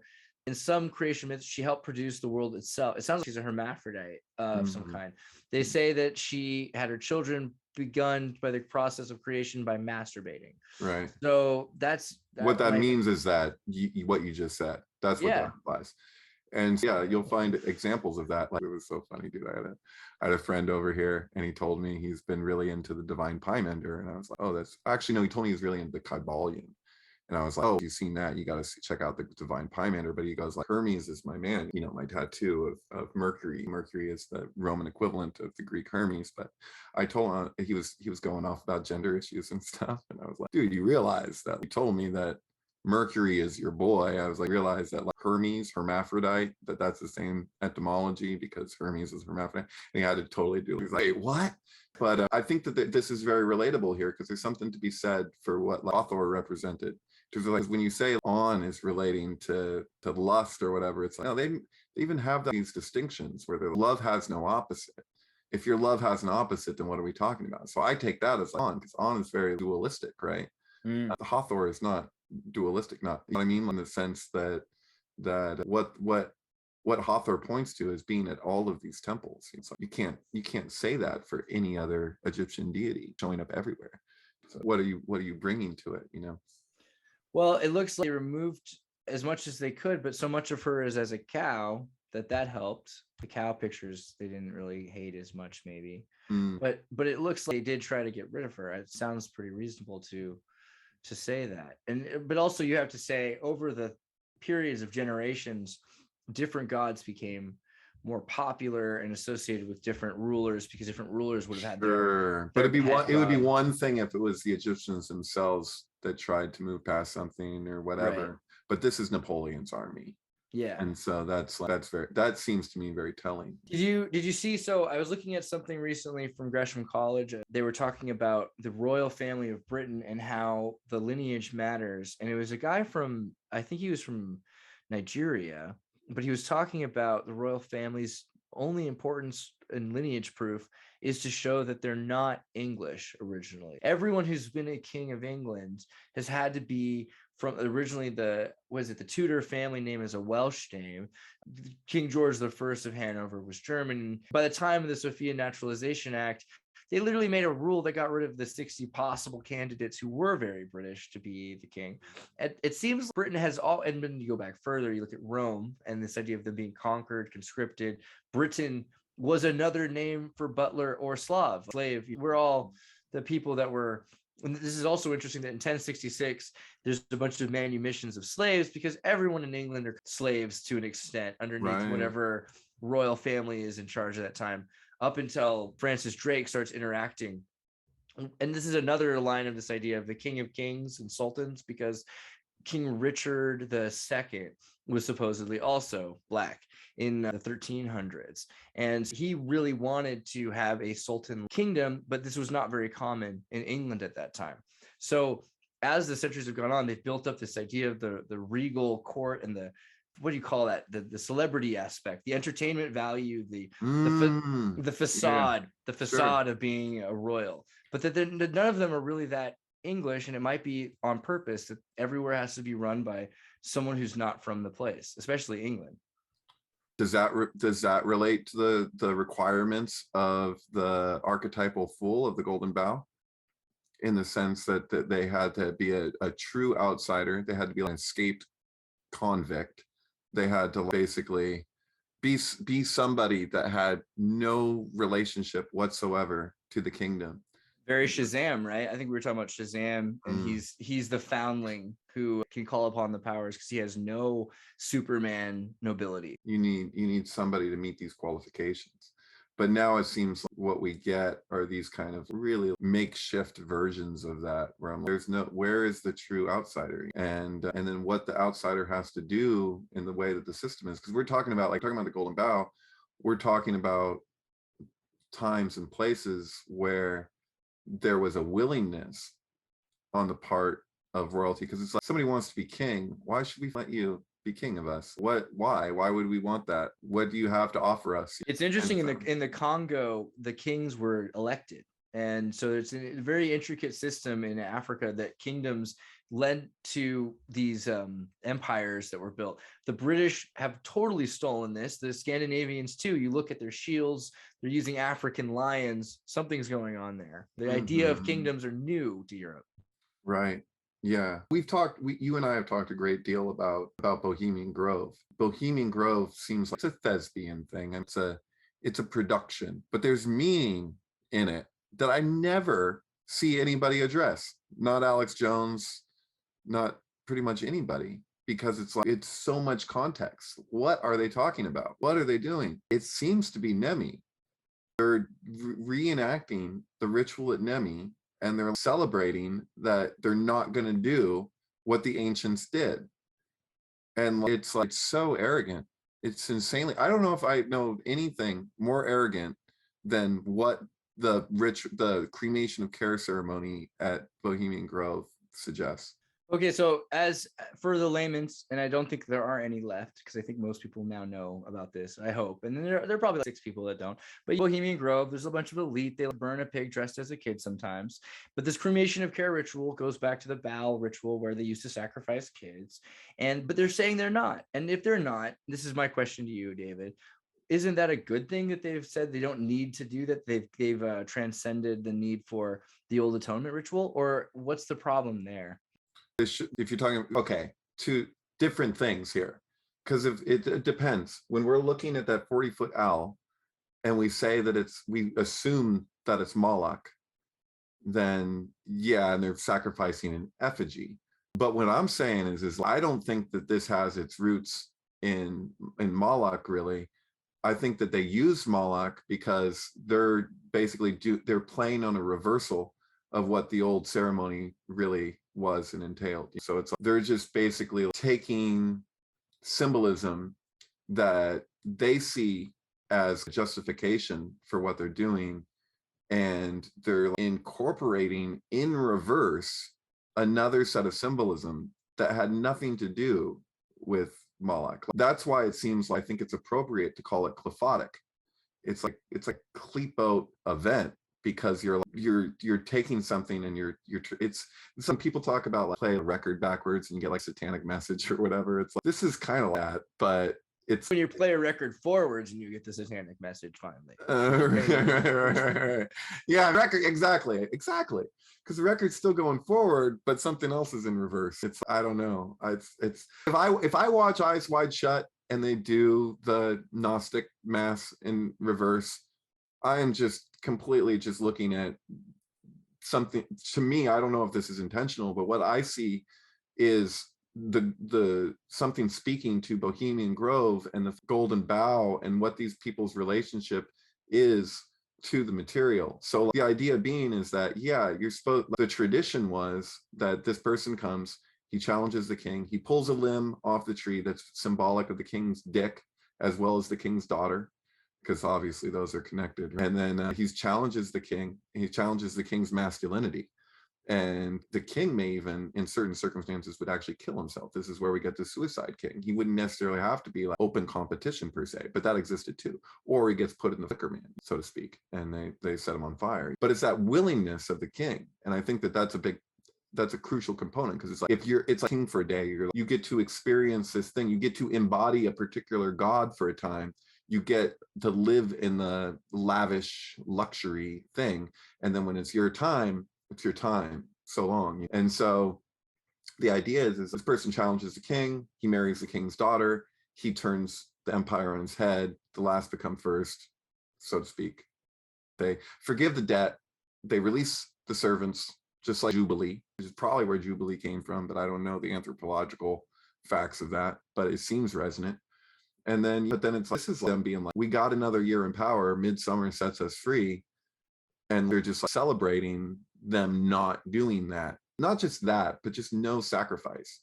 And so having a mock sacrifice in the place, because it's never, obviously, like, I agree, should never be sacrificing children. You don't sacrifice, what the fuck are you doing sacrificing children? What? That doesn't make sense. That to me seems like, in the first place, was an aversion to the real necessary sacrifice for them to do that. It's like, we're going to appease the gods. It's like, you don't really appease the gods per se, you appease the system. And if you have a system and you want that system to work, you look at what systems do work. And ancient people looked at nature and they saw that the system works. And it's a natural expression. So that's the distinction between Oz and On then. It's Oz is nature doing what nature does. And if you want to align yourself with that, you can ensure the longevity and actual strength of your kingdom.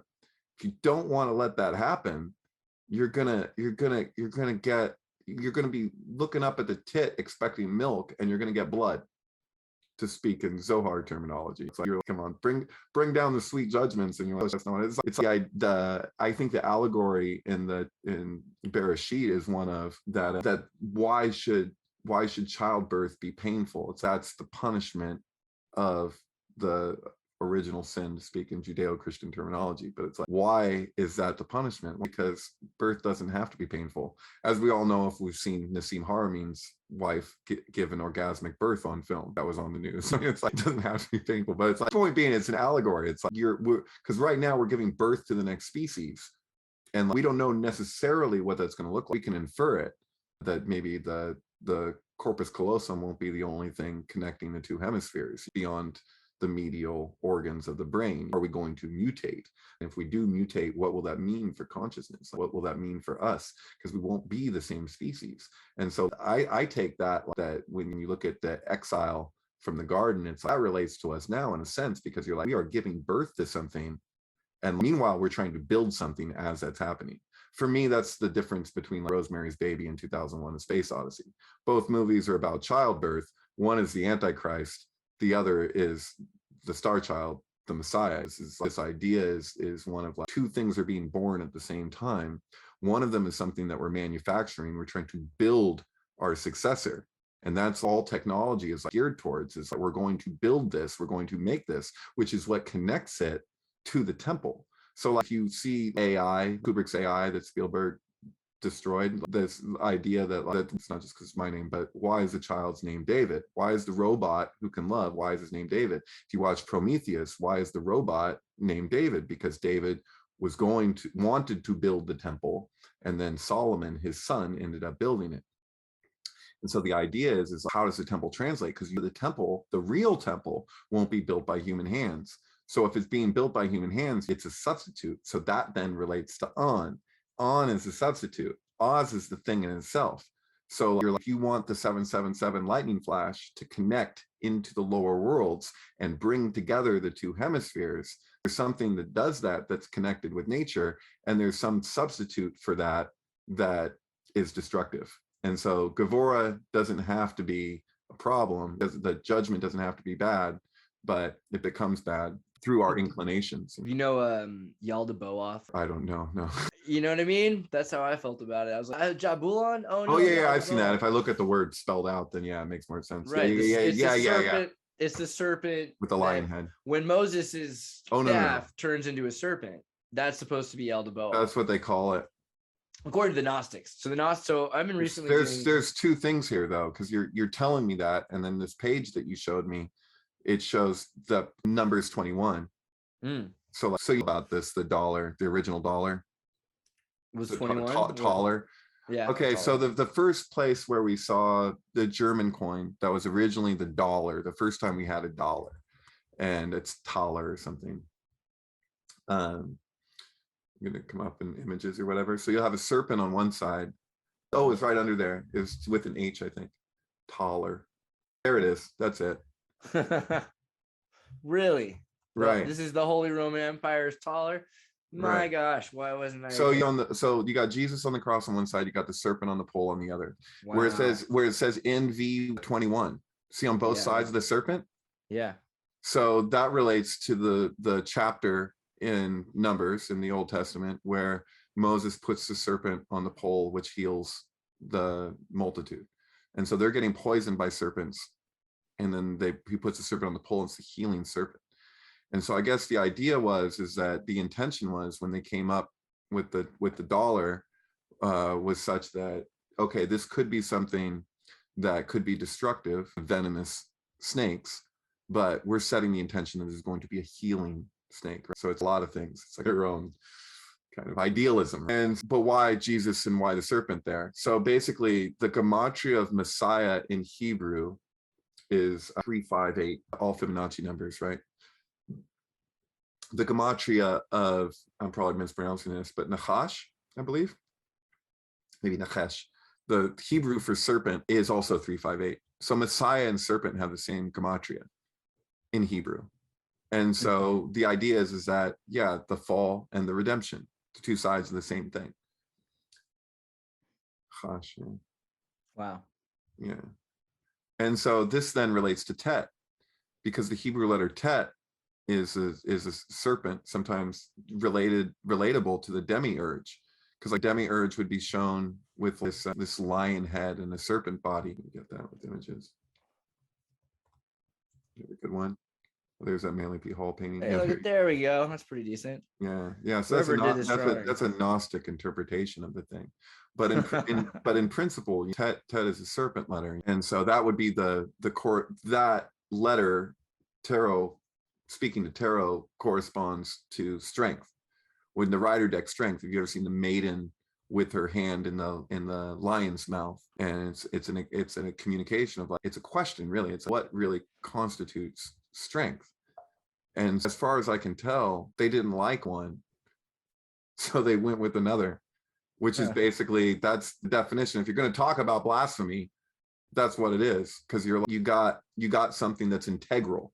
So the strength is the strength of, it's Yakin and Boaz. So the two pillars of the temple, which isn't just, there's the Kabbalistic tree of life, and then there's the temple. The temple is an externalized expression of it. Just like physical armor that you wear can be an externalization of the internal armor guarding your emotions. And so Yakin and Boaz literally translates as established. Yakin is established, Boaz is in strength, right? So it's a paradox, because when you're looking at the thing on the left hemisphere, so to speak, it's because things twist into form from right to left. It's why you got a spiral on your head. If you shave your head and look at your hairline, it's like, why is that? Why do we wear the yarmulke? What is being spoken to? It's like you have this point, and then you come into form, and it's the Fibonacci sequence. It's like lightning. It's a tree. That's why the tree of life is a tree of life. That's why it's related with lightning. The lightning flash of creation is a 777 pathway, if you're speaking to the correspondence of the Golden Dawn in regards to how the letters meet the tree. That's a really misleading thing, though, because we usually equate the attributions of the letters to the Kabbalist, to the pathways of the tree of life, relating that, oh, there was what the Ari had, and there's these different systems that saw it different ways. But there is indication in ancient texts, just to be clear, commentary on the Zohar from the 16th century that points to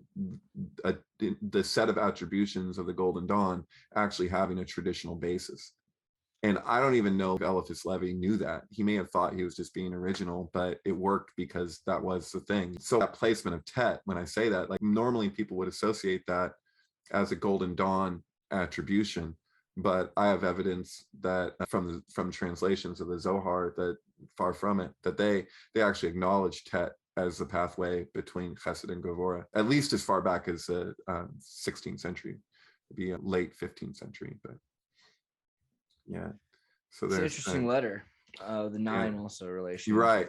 Yeah, and if you know that how profound 9 is in regards to that, you can reduce all the numbers of the Fibonacci sequence to 9 in the way in which you do that. I'm sure you've probably seen that. There's a great YouTube video that just does a walkthrough of the significance of the number 9 and how every time you divide a circle and you reduce it, it's always going to equal 9. 45 degrees is 9. Every reduction will equal 9, no matter how you divide a circle. I know you just did the Black Bear.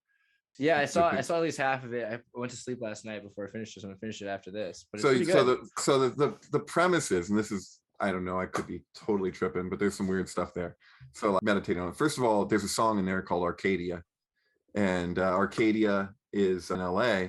If you type in Arcadia and Black Bear, you'll find a whole lot of black bears in Arcadia, because it's Arcadian wilderness. So there's black bears. It's a whole thing. So it's like this movie Black Bear was filmed near New York, and it's obviously in the woods. If you watch it, you wouldn't think that it's New York, but it's not far from New York, the same way that Arcadia isn't far from LA. And it's funny seeing this. Where is it? Where is that? Where are you looking at? What was the last? That was your Twitter, bro. Oh, okay. I don't know. Yeah. I went to your Twitter, so I was gonna. That's how the easiest way for me to find your stuff is I go to David Charles Plate, which is Mkultrasound 723 on Twitter, and then I know it's you because it says, "I'm sorry, Cassandra, I misunderstood. Everything predicts 9/11." Right. And it could lead me to typing this, but you've made this cool link for me, and I found that to be the easiest way for me to get to the sync research, where there's just so much of my favorite material. So my theory with Black Bear is that it's a female version of The Shining, and that basically halfway through the movie, everybody dies. The three people die. And then the next half of the movie is basically an evil reincarnation cycle. And that's a direct Kubrick quote in reference to The Shining. When he explained the end of The Shining in the photograph, it's like an evil reincarnation cycle. And so like, it's basically like everything, you know, it's the only way I can really make sense of it. I'm open to other explanations, but that's where I came to. And so it's funny too, because like in The Shining, you have the character Roger, the guy in the bear suit is going down on the dude when he's coming up the stairs with the knife and she sees him or whatever, and she's all horrified. So in the book, that's a dog. In the movie, it's a bear. So the movie is Black Bear. The album Blue Banister, and there she is with the two dogs. And so it's also BB. So Black Bear, Blue Banisters, and it all takes place at a B&B. Yeah. And so and a B&B is like the current version of like, not current, not that there isn't hotels, but Shining takes place at a hotel. This takes place at a B&B. So it's like there's something crazy going on. She's talking a lot in this album about traditional relationship stuff, which is the debate in this movie around traditional relationship. And there's all these role reversals. So it's like it's very poetic. But it's the way that things come back around, and the way that the album comes back around. And I was gonna ask how you synced it, because it was amazing. As soon as it started, it's just every single scene change is a new note, and it was just so perfectly synchronized. It's aligned to the end. So the album, the way that it loops, so it doesn't do 2 full complete rounds, but it's the last song that's closest to. I just push that to where it ends, and then the rest is just happenstance. Yeah. It's pretty great. And so everyone, you can find this at the Sync Book.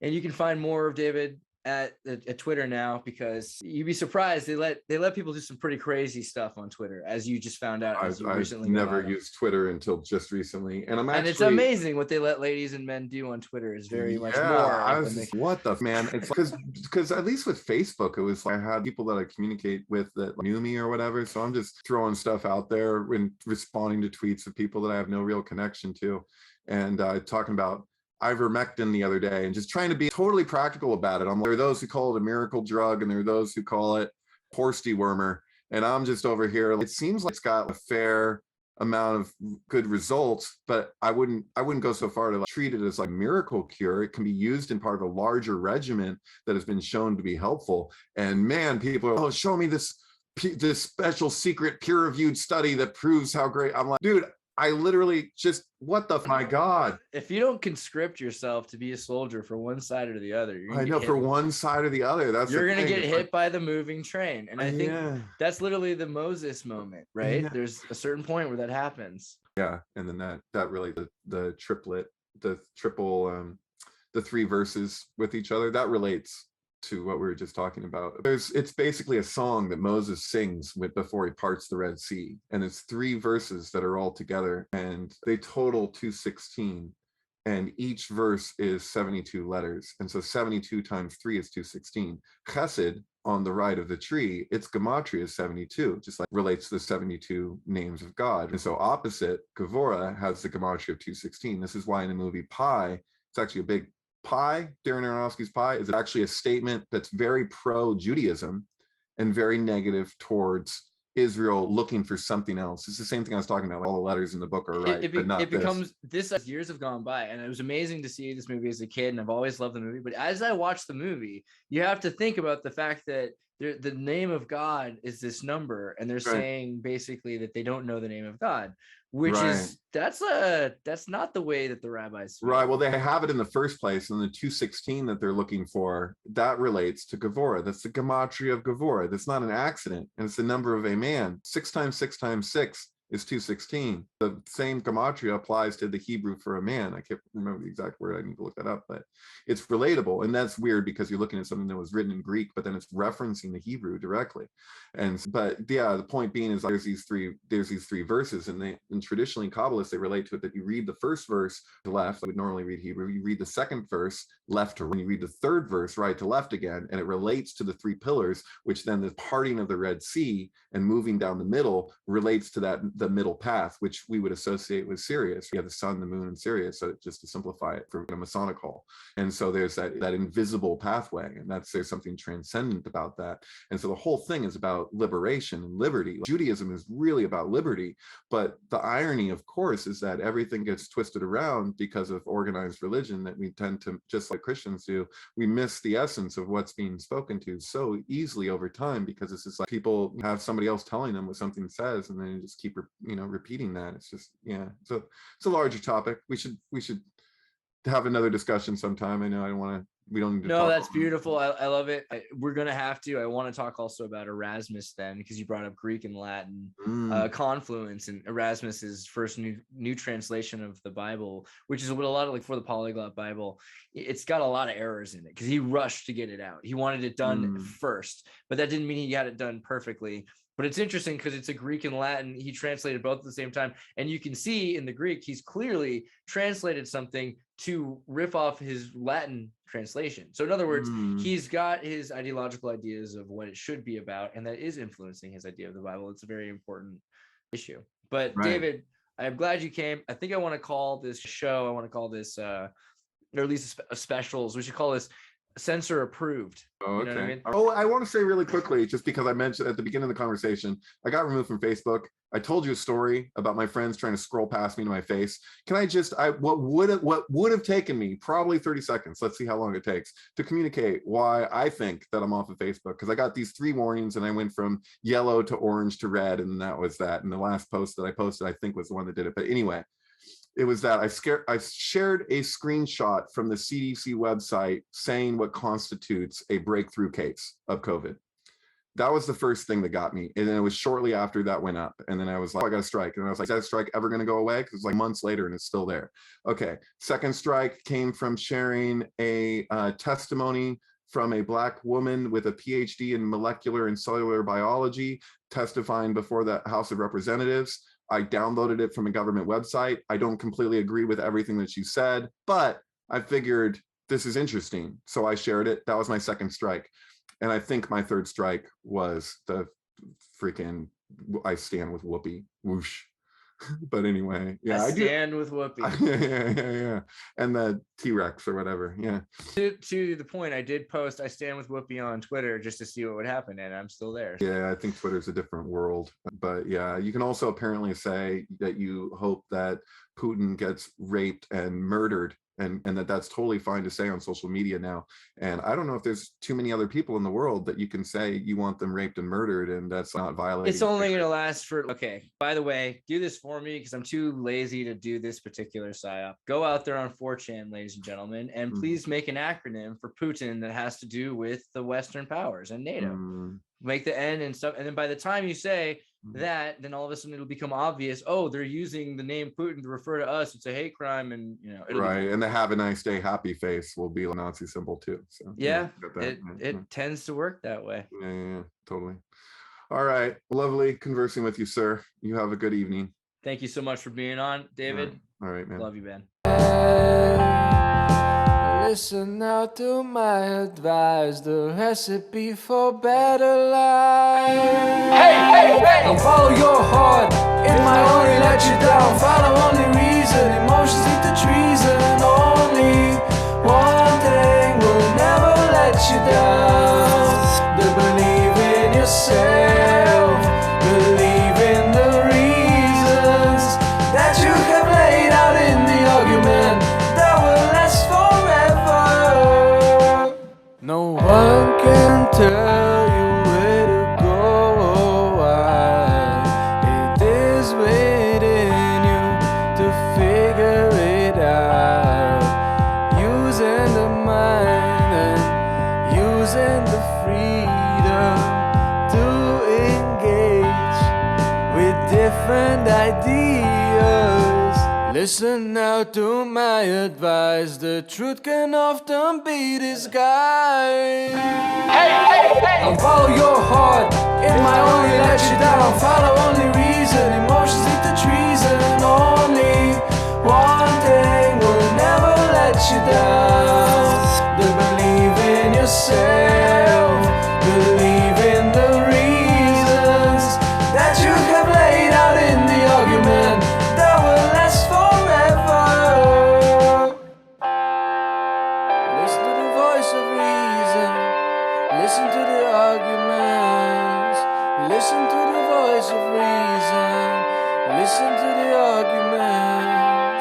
Listen to the voice of reason.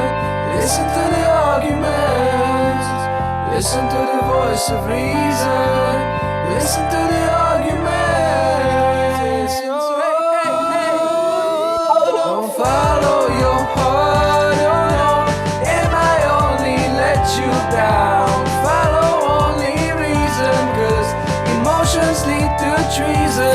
And believe in yourself. Believe in the reasons that you have laid out in the argument that will last forever.